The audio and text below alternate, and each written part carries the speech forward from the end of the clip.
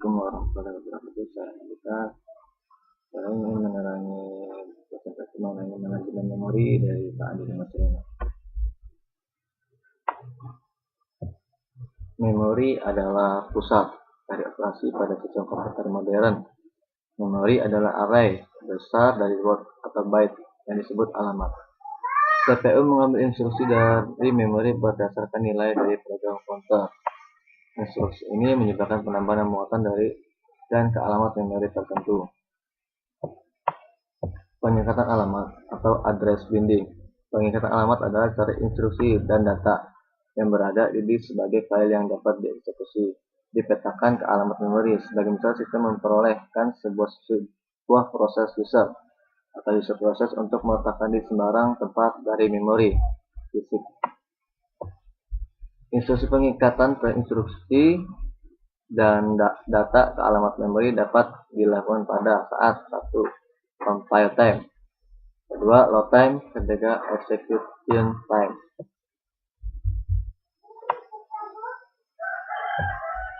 Dynamic loading. Untuk memperoleh cerita sewang memori dapat menggunakan dynamic loading. Dengan dynamic loading, sebuah rutin tidak disimpan di memori sampai dipanggil semua rutin disimpan pada disk dalam format reloadable load. Mekanisme dari dynamic loading adalah program utama di load dahulu dan dieksekusi. Bila suatu routine perlu memanggil routine lain, routine yang dipanggil lebih dahulu diperiksa apakah rutin yang dipanggil sudah di load. Jika tidak di relocatable, linking loader dipanggil untuk meload rutin yang diminta ke memori dan mengubah tabel alamat. Keuntungan dari dynamic loading adalah rutin yang tidak digunakan tidak pernah di load. Skema ini lebih diperguna untuk kode dalam jumlah besar diperlukan untuk menangani kasus-kasus yang jarang terjadi seperti error routine. Dynamic loading tidak memerlukan dukungan khusus dari sistem operasi. Sistem operasi hanya perlu menyediakan beberapa rutin dipakai untuk implementasi dynamic loading.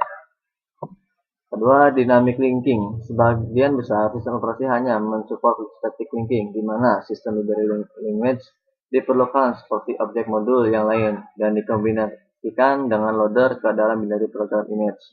Konsep dynamic linking sama dengan dynamic loading. Pada saat loading, linking ditunda sampai waktu eksekusi. Terdapat kode kecil yang disebut subadik yang digunakan untuk meletakkan rutin library di memori dengan tepat. Dynamic linking biasanya digunakan dengan sistem library seperti language subroutine library. Tanpa fasilitas ini, semua program pada saat sistem perlu mempunyai copy dari library language di dalam executable image. Overlay. Sebuah proses dapat lebih besar daripada jumlah memori yang dialokasikan untuk proses. Teknik overlay biasanya digunakan untuk kasus ini. Teknik overlay yang biasanya digunakan untuk memungkinkan sebuah proses mempunyai jumlah yang lebih besar dari memori fisik daripada alokasi memori yang dipergunakan. Sekarang saya menerangi tentang ruang alamat logika dan ruang alamat fisik. Alamat yang dibangkitkan oleh CPU disebut alamat logika atau logika address, di mana alamat terlihat sebagai uni memori yang disebut alamat fisik atau physical address. Tujuan utama manajemen memori adalah konsep meletakkan ruang alamat logika ke ruang alamat fisik. Sweeping. Sebuah proses harus berada di memori untuk dieksekusi. Proses juga dapat ditukar atau swap sementara keluar memori ke backing storage dan kemudian dibawa kembali ke memori untuk melanjutkan eksekusi. Backing storage berupa disk besar dengan kecepatan tinggi yang cukup untuk meletakkan copy dari semua memori image untuk semua user. Sistem juga harus menyediakan akses langsung ke memori image tersebut. Contohnya, sebuah lingkungan multiprogramming dengan penjadwalan CPU menggunakan algoritma round robin. Pada satu waktu kuantum terakhir, manajer memori akan memulai untuk menukar proses yang baru selesai keluar dan menukar proses lain ke dalam memori yang besar.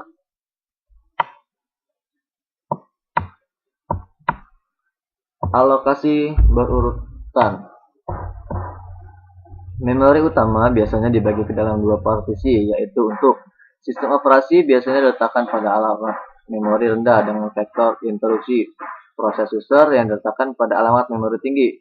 Alokasi proses user pada memori berupa single allocation atau multiple partition allocation. Single partition allocation, pada single partition allocation diasumsikan sistem operasi ditempatkan di memori rendah dan proses user dieksekusi di memori tinggi. Kode dan data sistem operasi harus diproteksi dari perubahan tak terduga oleh user proses. Proteksi dapat dilakukan dengan menggunakan register relokasi atau relocation register dan register limit atau limit register. Register relokasi ini berisi nilai dari alamat fisik terkecil, sedangkan register limit berisi jangkauan alamat logika, dan alamat logika harus lebih kecil dari register limit.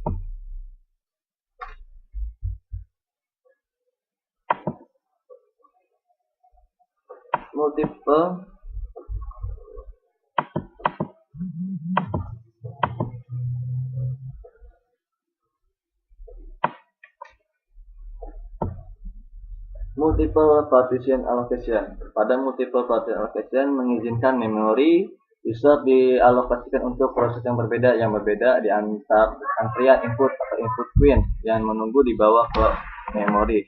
Terdapat dua skema, yaitu partisi tetap atau fixed partition, di mana memori dibagi dalam sejumlah partisi tetap dan setiap partisi bersifat satu proses. Jumlah partisi terbatas pada tingkat multiprogramming.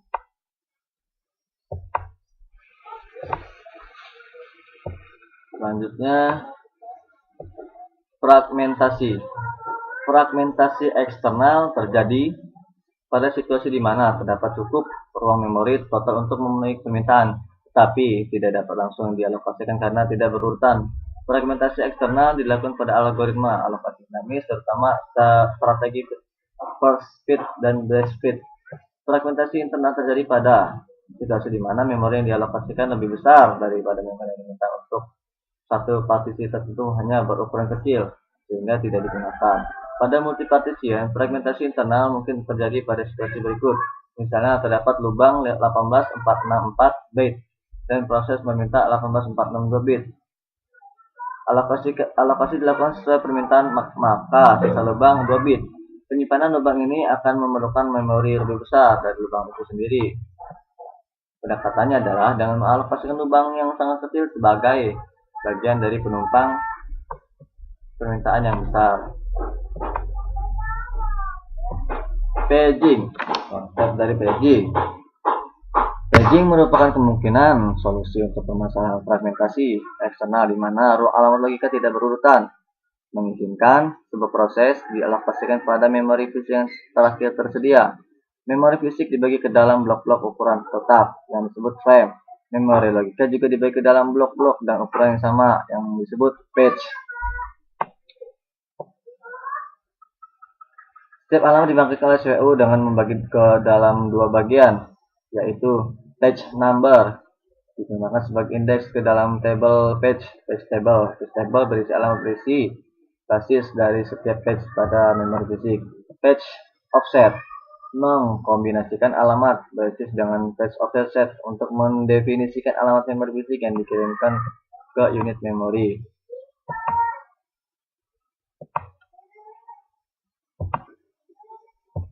Implementasi sistem paging. Setiap sistem operasi mempunyai metode sendiri untuk menyimpan tabel page. Beberapa sistem operasi mengalokasikan sebuah tabel page untuk setiap proses. Pointer ke tabel page disimpan dengan nilai register lainnya dari PCB. Proteksi. Pada model page, proteksi memori menggunakan bit proteksi yang diasosiasikan untuk setiap frame. Biasanya bit proteksi disimpan pada tabel page. Satu bit mendefinisikan satu page untuk read and write atau ready only.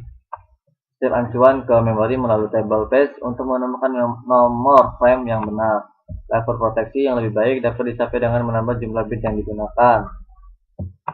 Multi-level paging.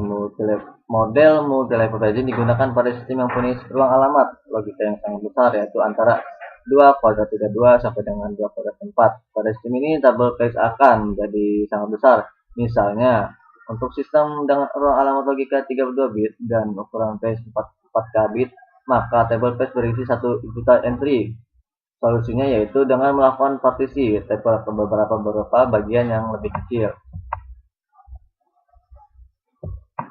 Third page. Pada skema paging dimungkinkan untuk sharing kode umum seperti bentuk terutama pada lingkungan time sharing. Satu copy kode read only dibagi ke beberapa proses, misalnya editor text, compiler, dan sistem window. Kode yang dibagi harus berada di lokasi yang alamat logika yang sama untuk semua proses. Segmentasi. Kerugian utama dari paging adalah terdapat perbedaan antara pandangan user mengenai memori dan memori fisik aktual. Konsep dasar segmentasi adalah user atau programmer tidak memikirkan sejumlah rutin program diletakkan ke area memori sebagai area linear dalam byte, tetapi memori dilihat sebagai kumpulan segmen dengan ukuran berbeda-beda. Tidak perlu berurutan di antara segmen tersebut. Segmentasi adalah skema manajemen memori yang memungkinkan untuk user melihat memori tersebut. Ruang alamat logika adalah sekumpulan segmen. Setiap segmen mempunyai nama dan panjang. Spesifikasi alamat berupa nama, segmen, dan offset. Segmen diberi nomor dan disebut dengan nomor segmen, bukan nama segmen atau segmen number. Segmen dibentuk secara otomatis oleh compiler. Arsitektur segmentasi. Alamat logika terdiri dari dua bagian, yaitu nomor segmen dan offset, yang dituliskan dengan pemetaan alamat logika ke alamat fisik menggunakan tabel segmen yang terdiri dari segmen basis, berisi alamat fisik awal, segmen limit merupakan panjang segmen.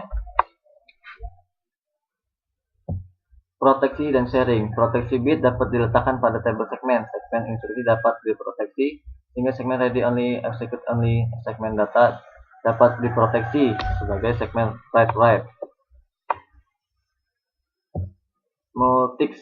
Pada sistem MULTICS atau multics, alamat logika dibentuk dari nomor segmen 8 bit dan offset 16 bit dan ukuran segmen 64K watt. Setiap segmen terdiri dari 36 bit. Rata-rata ukuran segmen dapat lebih besar dan fragmentasi eksternal menjadi permasalahan karena membutuhkan banyak ruang memori. Tetapi jika fragmentasi eksternal tidak menjadi permasalahan, waktu pencarian untuk melakukan alokasi segmen dapat membutuhkan waktu yang lama. Intel 30386 IBM OS Garing 2 versi 32 bit adalah sistem operasi yang menggunakan arsitektur 30386 dan 30486. Intel 3086 menggunakan segmentasi dan packaging untuk manajemen memori. Maksimum jumlah segmen per proses adalah 16K. Setiap segmen maksimal berukuran 4 GB. Frontback adalah 4K bit. Ruang alamat logika dari suatu proses dibagi ke dalam dua partisi. Pertama, terdiri dari 8K segmen yang pribadi, privat untuk proses tersebut. Kedua, terdiri dari 8K segmen yang digunakan untuk bertanggung untuk semua proses.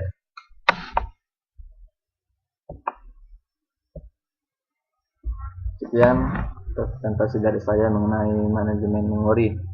Semoga teman-teman dapat mendengarkan dan dapat memahami apa yang saya bicarakan tadi. Assalamualaikum warahmatullahi wabarakatuh.